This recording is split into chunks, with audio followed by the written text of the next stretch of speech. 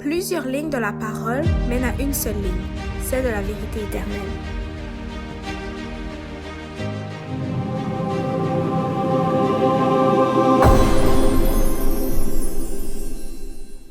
Donc, bonjour à tous.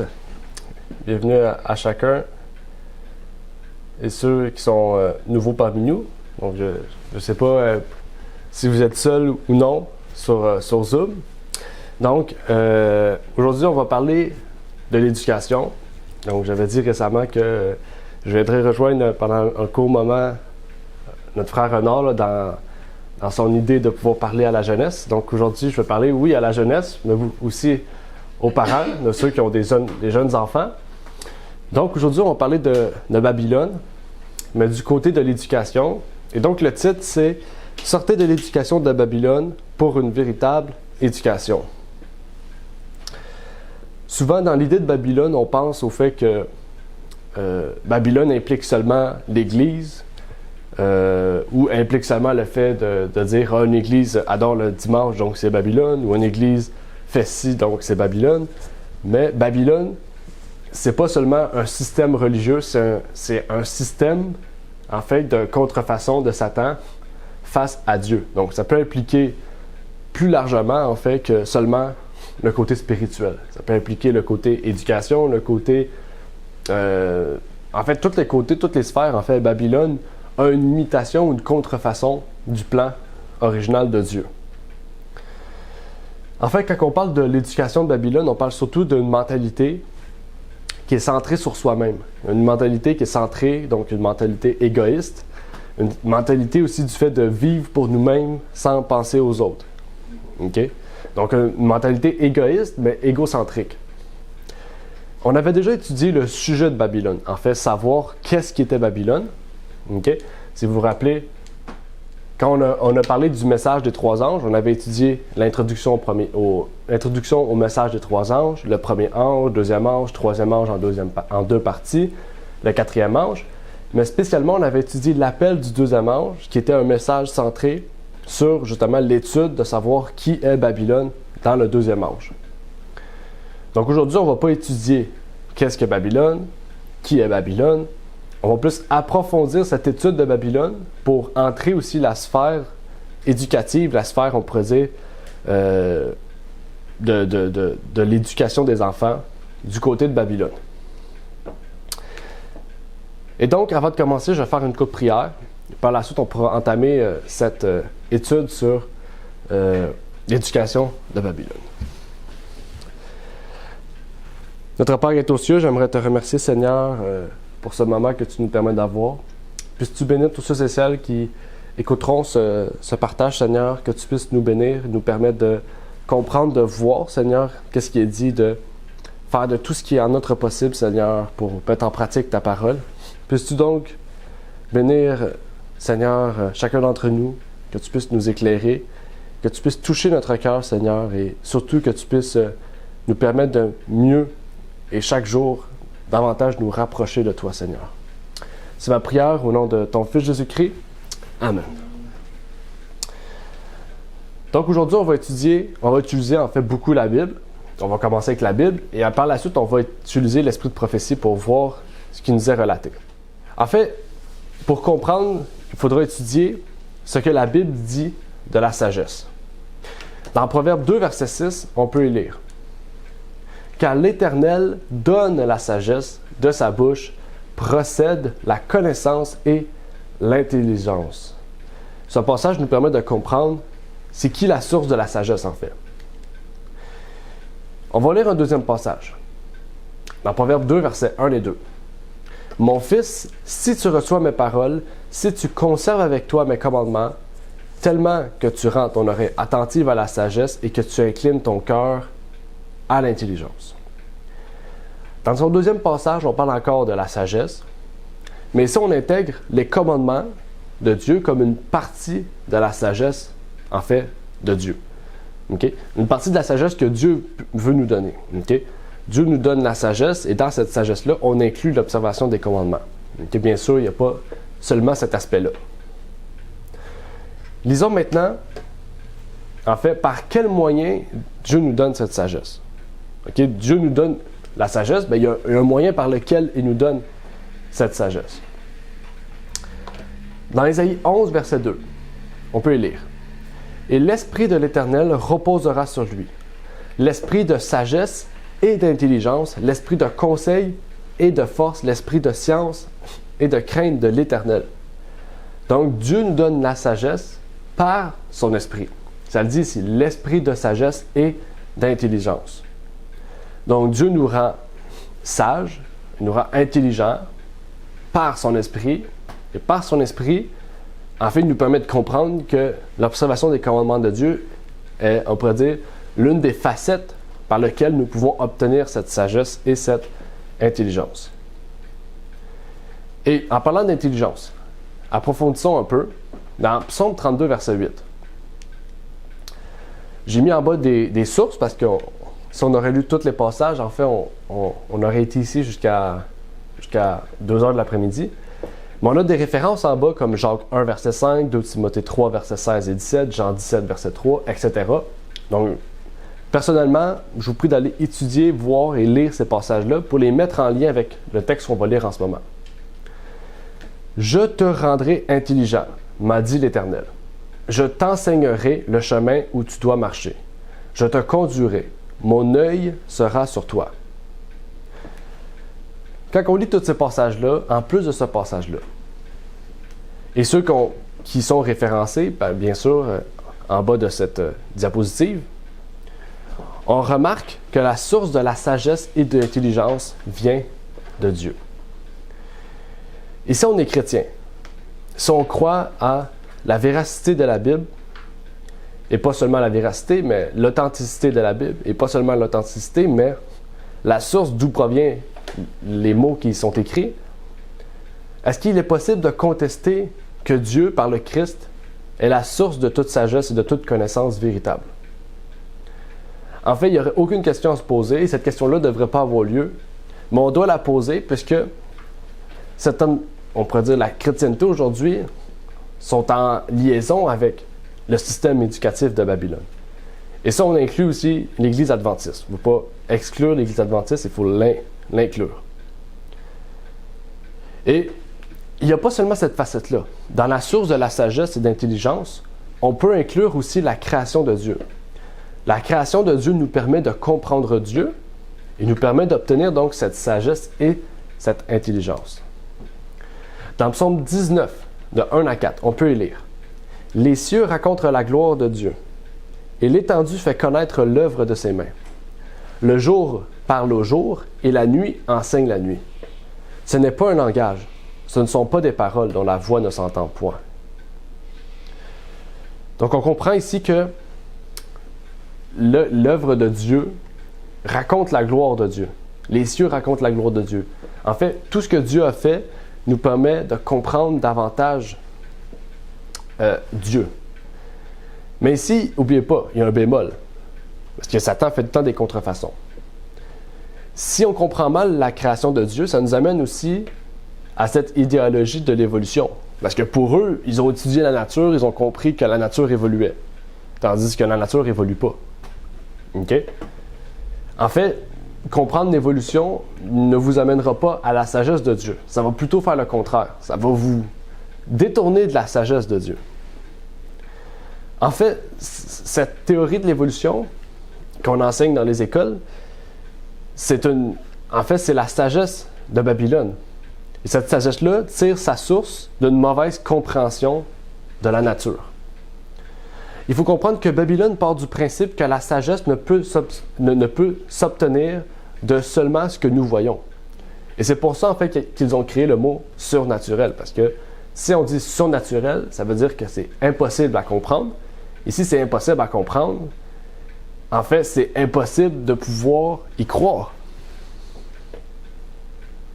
En fait, si on observe quelque chose et que cette chose, en fait, évolue, en fait, comme on pourrait dire, il marche comme des Thomas, en fait. Il marche seulement par la vue. Okay? S'il voit que quelque chose fait un mouvement comme cela, alors c'est comme cela. Okay? Tandis qu'on sait que Dieu est derrière cette nature et qu'il y a des choses qu'on ne pourra pas comprendre, en fait. Il y a des choses qu'on peut dire que c'est une forme surnaturelle, divine, qui a pu permettre la création de ces choses. Remarquez en fait comment la science est définie. On va prendre une définition de la science dans le Oxford Dictionaries qui nous dit « Science, l'activité intellectuelle et pratique englobant l'étude systématique de la structure et du comportement du monde physique et naturel par l'observation et l'expérimentation. » Et ça, c'est en date de 2019. Ici, il y a des questions. Est-ce qu'on peut observer l'action de la création? Est-ce qu'on peut faire des expériences pour la réaliser? Non. On ne peut pas, en fait, essayer de voir l'action d'un arbre et essayer d'expérimenter l'arbre pour en recréer un autre. C'est quelque chose qui est impossible à l'homme. Ainsi, pour les soi-disant scientifiques, il n'y a pas de place dans sa discipline pour la Bible ou pour tout ce qu'elle enseigne sur la création. Parce qu'on ne peut pas expérimenter la Bible dans le sens physique du terme. Okay? Bien sûr, on peut avoir une expérience avec Dieu, mais physiquement, est-ce qu'on a une expérience avec Dieu? Non. Et c'est pour ça que Dieu appelle cette expérience qu'on a, cette expérience spirituelle avec Dieu, la foi. La foi est inverse à la science, telle que définie comme on a lu ici, en fait. Il ne faut pas oublier.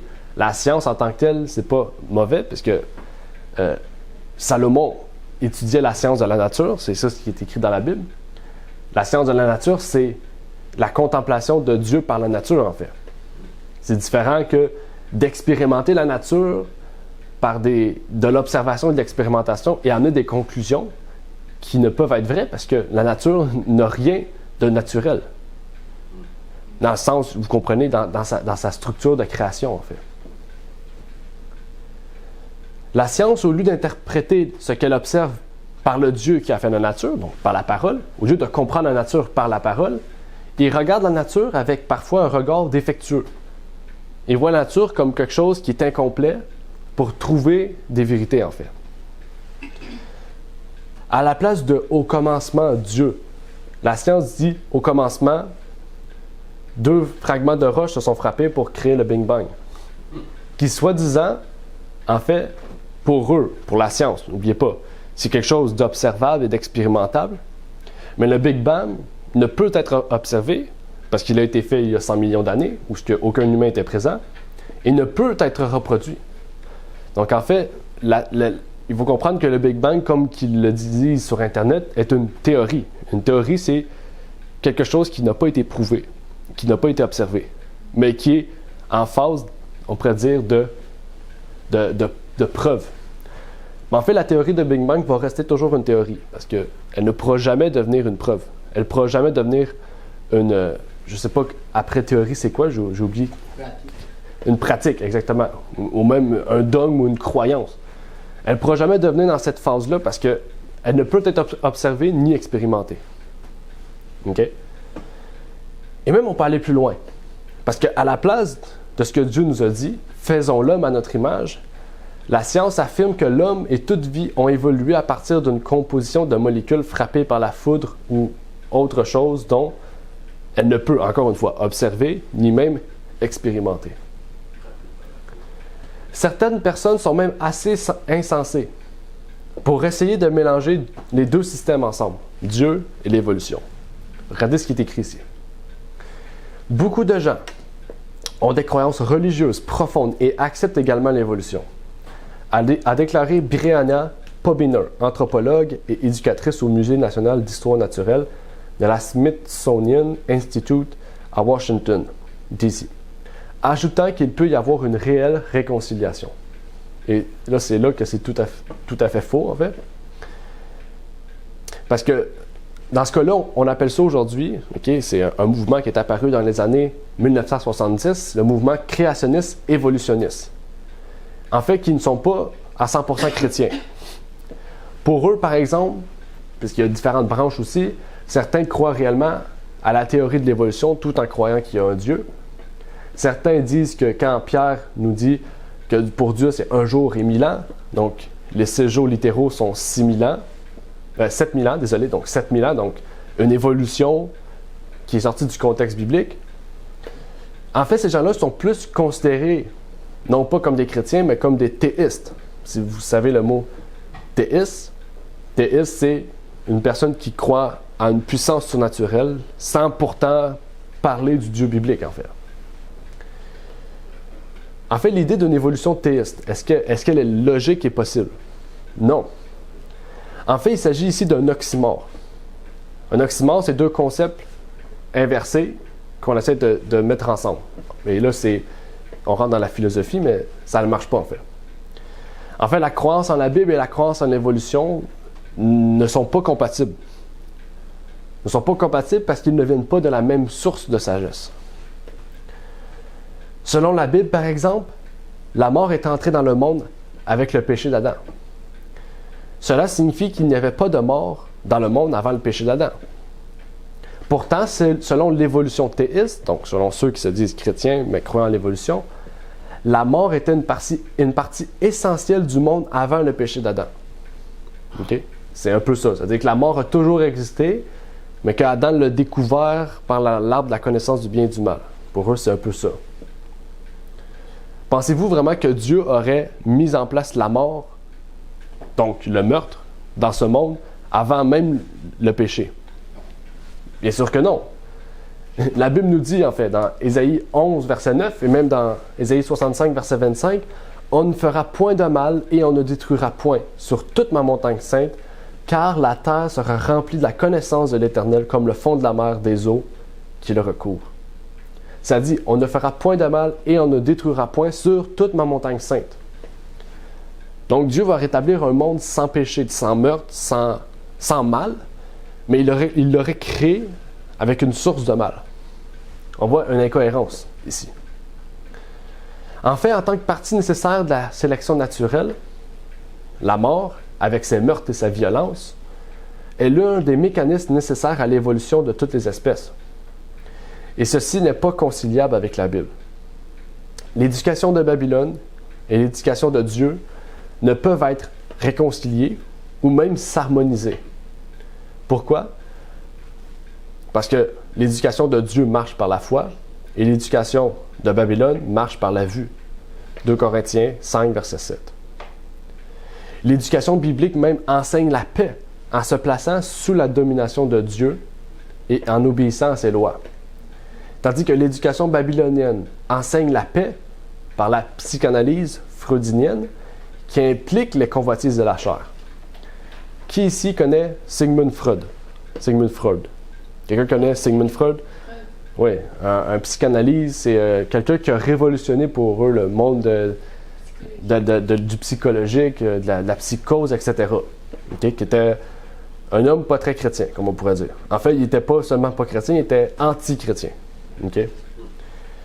Et il a dit ici, okay? Freud considérait le Dieu monothéiste comme une illusion fondée sur le besoin émotionnel infantile d'un parterre familias puissant et surnaturel. Il soutenait que la religion autrefois nécessaire pour contenir la nature violente de l'homme au premier stade de la civilisation peut, à l'époque moderne, être mise de côté en faveur de la raison et de la science. Donc, quand on entend quelqu'un qui dit « Ah bon, tu as besoin de Dieu parce que tu es faible », ça vient de Freud. Okay? Donc, ceux qui sont chrétiens, c'est parce que ce sont encore des enfants dans un corps d'homme, on peut dire. Ils ont un cerveau d'enfant, ils ne veulent pas avancer, ils ont besoin de quelqu'un pour les surveiller en tout temps. Et l'apôtre Paul met en garde ces types d'enseignements-là et cette philosophie du monde. Dans Colossiens 2, verset 8, « Prenez garde que personne ne vous séduise par la philosophie et par la vaine tromperie, selon la tradition des hommes, selon les rudiments du monde, et non selon Christ. » Et le mot ici pour rudiment, je ne sais pas si je l'ai marqué, non. Le mot ici pour rudiment, OK? Le mot ici pour rudiment est stoïkea. OK? Rudiment signifie principe de base qui sous-tendent la nature de quelque chose. OK? Et certains traducteurs diffèrent sur la définition de ce mot. Certains disent des esprits élémentaires, d'autres des principes de base et même des forces élémentaires. En fait, ici, ce qu'il faut en sortir, c'est que Paul dit qu'à son niveau fondamental, les principes de base ou les éléments du monde sont la fausse philosophie et la vaine tromperie. Donc ici, il faut comprendre que notre étude sur l'éducation de Babylone se fera en deux parties. Aujourd'hui, on va voir une première partie et une autre fois, on aura une deuxième partie. Okay? Donc la première partie, c'est pour une véritable éducation. Et on aura une autre partie pour conclure sur ce sujet. Mais en revenant sur le sujet, dans sa base fondamentale, l'éducation babylonienne est une éducation qui a pour but principal d'écarter Dieu et sa parole du processus d'apprentissage, en fait. Et on le voit aujourd'hui, on voit le résultat. Et donc, Dieu nous invite au travail d'une véritable éducation. Essayons donc de comprendre le concept de la véritable éducation, okay, qui a pour fondement, bien sûr, la parole de Dieu. Dans le livre d'Ellen White sur éducation, on nous dit « Tout être humain créé à l'image de Dieu possède une puissance semblable à celle du Créateur. Le pouvoir personnel de penser et d'agir. Les hommes qui développent ce pouvoir sont des hommes prêts à assumer des responsabilités, des chefs de file, capables d'influencer les autres.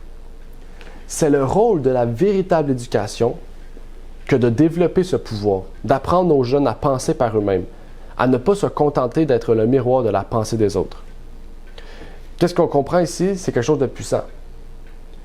À l'école, on nous apprend quelque chose. Okay?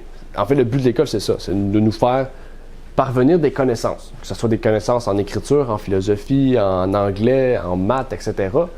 C'est pas des choses qui sont mal en soi.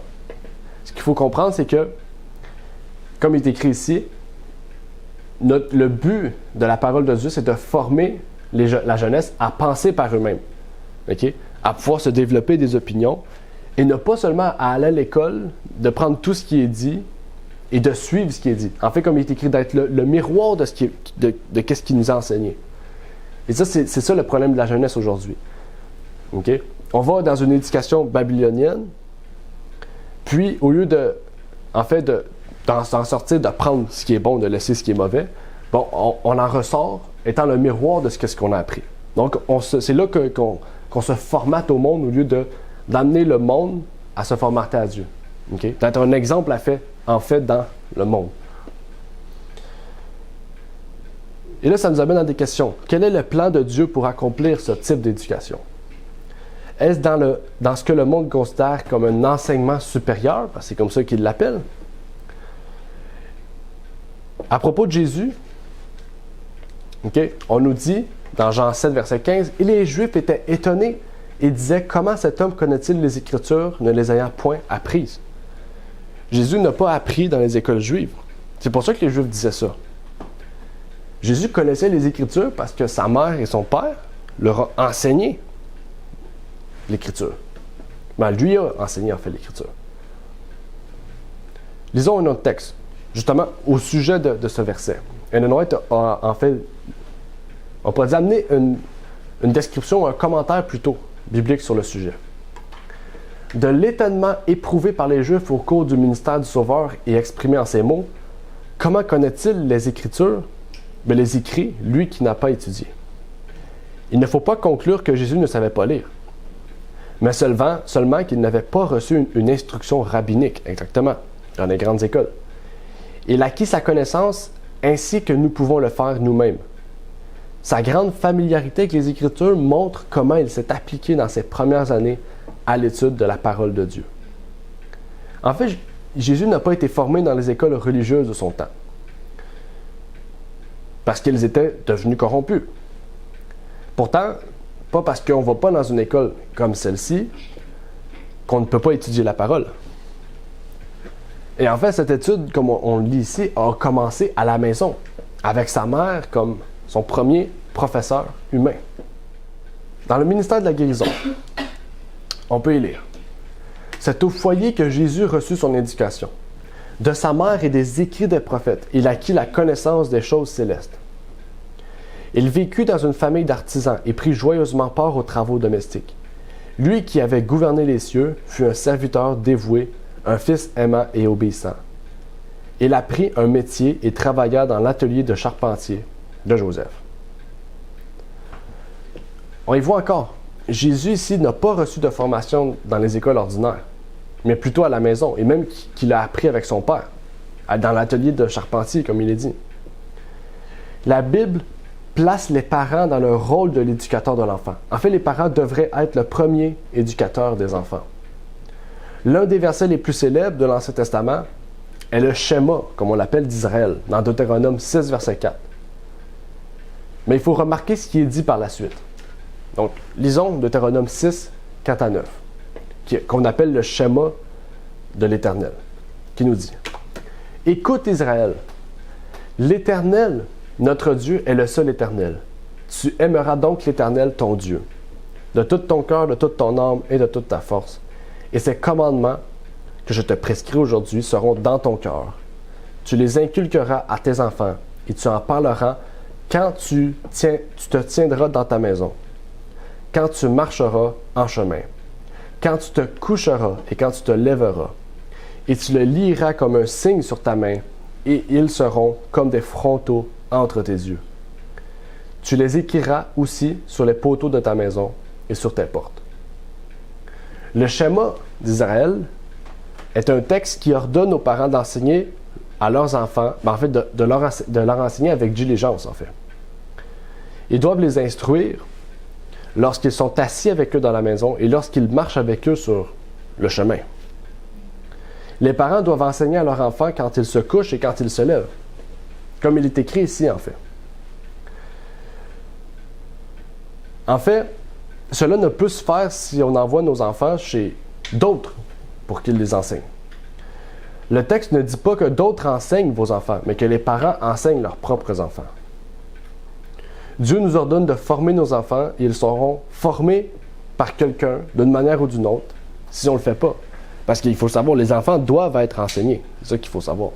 Et que si ce n'est pas les parents, ben ça sera d'autres personnes. Et Dieu a dit, dans Proverbe 22, verset 6, « Instruis le jeune enfant selon la voie qu'il doit suivre. Lors même qu'il sera devenu vieux, il n'en s'éloignera point. » De nombreuses discussions ont eu lieu pour savoir si ce texte est une promesse ou un axiome, une vérité générale en fait. Il serait bon de se rappeler que Dieu est le plus grand père et parent de tous. Et pourtant, l'un de ses enfants s'est égaré. Lucifer, c'est lui qui s'est égaré en fait du chemin, même si c'était Dieu qui l'a formé. Pour que les parents puissent former leur enfant, ils doivent connaître la voie à suivre pour les former. Et cette voie, c'est Jésus, d'après Jean 14, verset 6. Cette voie n'est pas l'évolution ou la psychologie et la philosophie du monde. C'est uniquement la voie de Dieu. Et ça m'a fait penser justement à récemment. Récemment, je préparais les articles sur le site Ligne sur Ligne. On prépare 2 articles par semaine. Puis, en feuilletant un peu sur l'Internet, j'ai vu l'Église adventiste, parce que souvent, je prépare les études en lien avec l'Église adventiste. Puis justement, récemment, dans leurs écoles, ils ont intégré... ils ont fait un partenariat avec... comme vous savez, ils font des partenariats avec le monde du sport, que ce soit le football, le basketball ou le hockey. Mais récemment, ils ont fait une alliance avec Disney, justement. Dans les hôpitaux, dans les écoles, il y avait les mascottes des personnages de Disney qui allaient là, puis qui amenaient des activités pour les enfants, etc. Puis ces mascottes-là, en fait, représentent ce que le film est, en fait. OK? Donc, et ces films-là, aujourd'hui, comme, en fait, depuis beaucoup d'années, mais de plus en plus, le satanisme se révèle dans ces films-là. Et quand je dis se révéler, c'est pas seulement des petites choses, OK? C'est quasiment des pactes sataniques dans le film. Dans le film, en fait, c'est des pactes sataniques dans le film pour enfants. Okay? On voit des transformations, des sataniques, etc. Et même des pentagrammes dans les films, comme un vrai truc d'exorcisme pour enfants. Et ces mascottes-là vont dans les écoles adventistes, dans les hôpitaux adventistes. Puis les jeunes les reconnaissent, ces personnes-là. Puis ils tombent presque en idolâtrie devant ces personnes-là. OK? Donc, c'est juste pour vous dire, en fait, qu'en fait, quand on voit nos enfants voir ces mascottes-là, les idolâtrer ou juste voir ces personnes-là, puis comme s'ils tombent amoureux, presque il y en a certains qui vont pleurer pour voir ces personnes-là. Et qu'en fait, ces personnes-là représentent vraiment Satan pratiquement, okay? Puisque dans le film, il se transforme par suite à un exorcisme ou peu importe. Certains films, c'est des esprits, l'immortalité de l'âme. Mais en fait, est-ce que c'est quelque chose qu'on aimerait représenter, qui devrait être représentatif pour nos enfants? Je pense que tout parent chrétien dirait non. Et c'est pour ça, en fait, qu'on doit pas restreindre nos enfants, mais qu'on doit ni même contrôler nos enfants, mais dans le sens qu'on doit éduquer nos enfants, former nos enfants pour que ces enfants puissent développer une opinion par eux-mêmes. Comme on le dit, qu'ils puissent eux-mêmes prendre des décisions, en fait. Dans le sens qu'ils puissent savoir, en fait, qu'est-ce qui est bien de qu'est-ce qui est mal, qu'ils puissent prendre une décision tout en sachant, en fait, que ce sont des enfants de Dieu. Et justement, ça nous amène au prochain point, que l'éducation des enfants doit se faire avec soin et douceur. Éphésiens 6, verset 4 nous dit « Et vous, pères, n'aigrissez point vos enfants, mais élevez-les sous la discipline et l'admonition du Seigneur. » Le texte demande aux pères de ne pas provoquer leurs enfants à la colère et de les élever dans le soin. Donc la formation et la discipline, et l'admonition, qui est l'instruction et l'avertissement du Seigneur. Ça nous amène au prochain point. Les premières années doivent se dérouler à la maison avec les parents.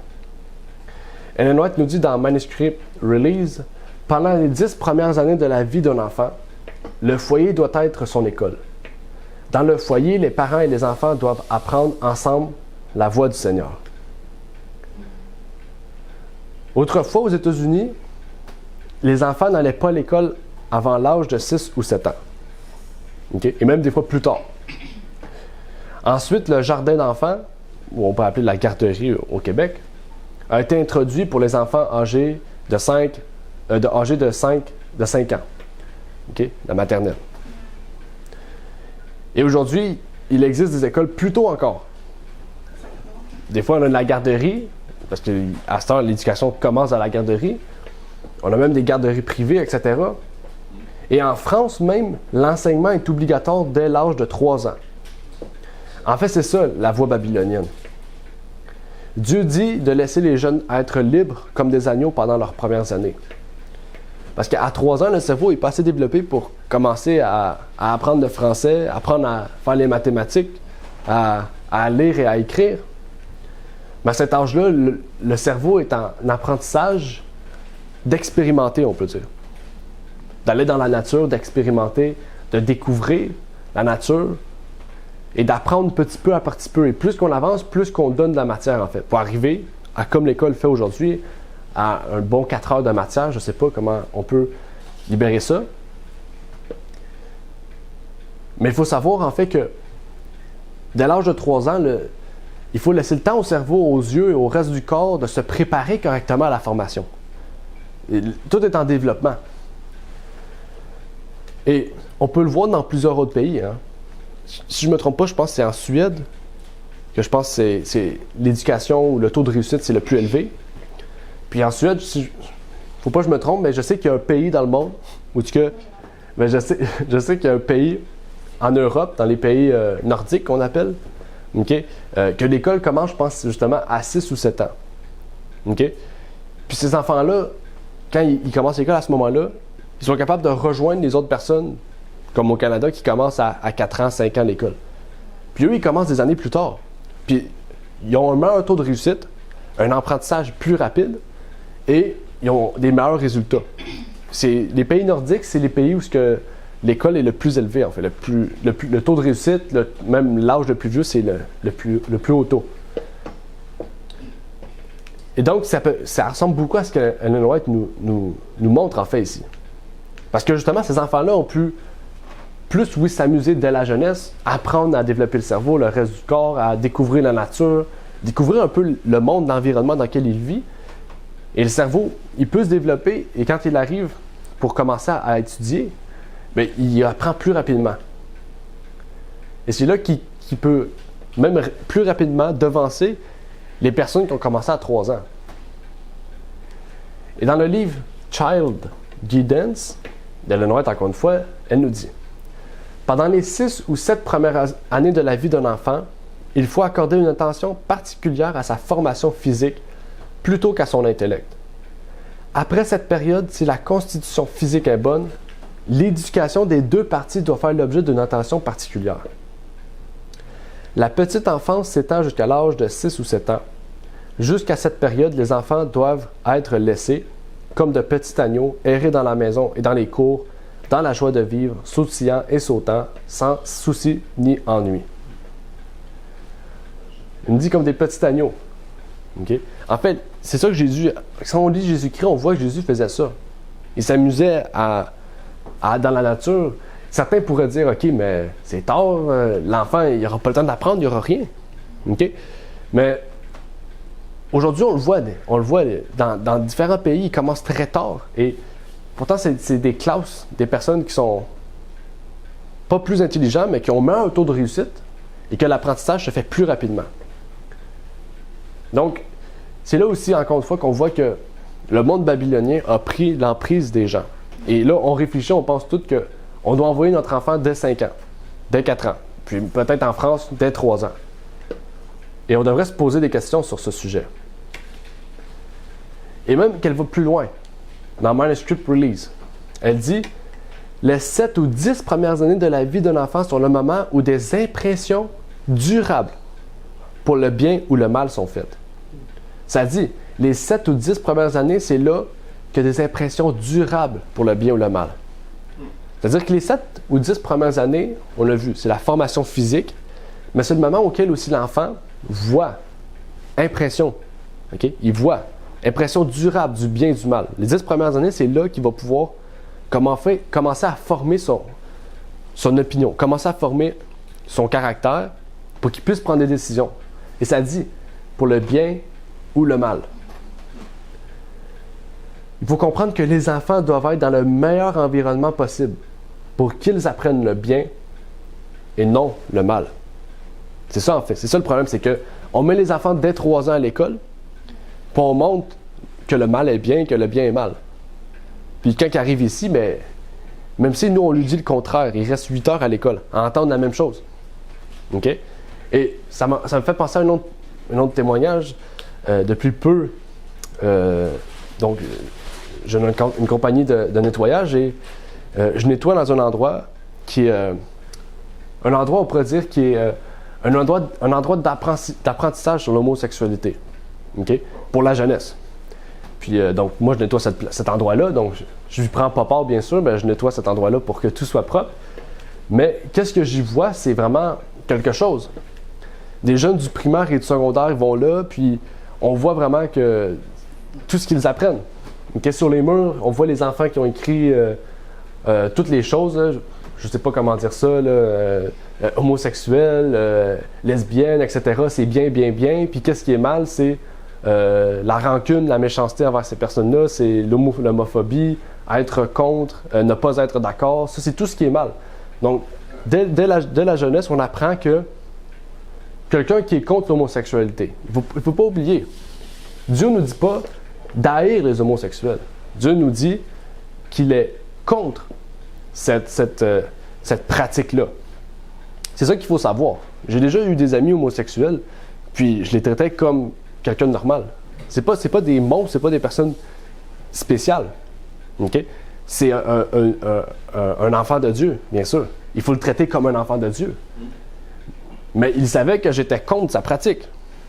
Mais ça n'a pas fait en sorte que j'ai détesté cette personne-là, que je n'ai jamais adressé la parole, puis que j'ai voulu le tuer toute ma vie. Mais pour eux, c'est ça.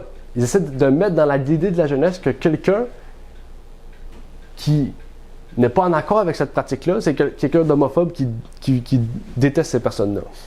Puis la jeunesse grandit, puis ça fait la génération d'aujourd'hui, en fait. Que si on ne suit pas l'idée commune, si on ne suit pas, comme le pape l'appelle, le bien commun, eh bien, on est vu comme des ennemis communs. On est vu comme les ennemis de la foule. Ellen White dit encore dans Christian Education, beaucoup d'enfants ont été ruinés pour la vie en forçant l'intellect et en négligeant de renforcer les pouvoirs physiques. Nombreux sont ceux qui sont morts dans leur enfance à cause de la lignée de conduite suivie par des parents et des maîtres d'école imprudents, qui ont forcé leur jeune intelligence alors qu'ils étaient trop jeunes pour voir l'intérieur d'une salle de classe. Et elle continue. Les parents devraient être les seuls enseignants de leur enfant jusqu'à ce qu'ils aient atteint l'âge de 8 ou 10 ans. Donc, elle répète à plusieurs reprises cette lignée-là, en fait. Okay? Elle ne se contredit pas, en fait, ici. Il faut juste savoir, en tant que parent, bien suivre l'évolution de l'enfant, comme on l'a vu tout à l'heure. La façon que l'enfant grandit, c'est la façon que chaque enfant va être différent, en fait. Il faut savoir bien travailler avec cet enfant-là pour vraiment le former. Lisons encore une fois dans Manuscript Release, au volume 6. Les mères devraient être capables d'instruire sagement leurs petits pendant les premières années de l'enfance. Si chaque mère était capable de faire cela et prenait le temps d'enseigner à ses enfants les leçons qu'ils doivent apprendre dès leur plus jeune âge, alors tous les enfants pourraient être gardés à l'école, à la maison, jusqu'à l'âge de 8, 9 ou 10 ans. Donc, il nous exprime encore une fois le travail des parents de pouvoir bien former les enfants, justement pour pas, en fait, qu'ils soient mal formés et qu'ils doivent retourner à l'école. Quand j'ai à l'école, qu'ils doivent retourner dans les écoles babyloniennes, en fait. C'est ça qu'il nous montre ici. Dans Charles Giddens, à la page 26, les enfants devraient pratiquement être formés dans une école à domicile du berceau à la maturité. Et comme dans le cas de toute école bien réglée, les enseignants eux-mêmes acquièrent des connaissances importantes. La mère en particulier, qui est le principal enseignant au foyer, devrait y apprendre les leçons les plus précieuses de la vie. Il ne faut pas oublier que dans l'éducation des enfants, c'est pas seulement l'enfant qui apprend, c'est les parents qui apprennent. Et c'est ça qui est intéressant, c'est que aujourd'hui, et surtout depuis la pandémie, l'école à la maison, surtout au Québec, a grimpé. Okay? Je pense qu'on est rendu à 34% des enfants au Québec qui font l'école à la maison. Aujourd'hui, on a beaucoup de plateformes, beaucoup de centrales d'aide. Okay?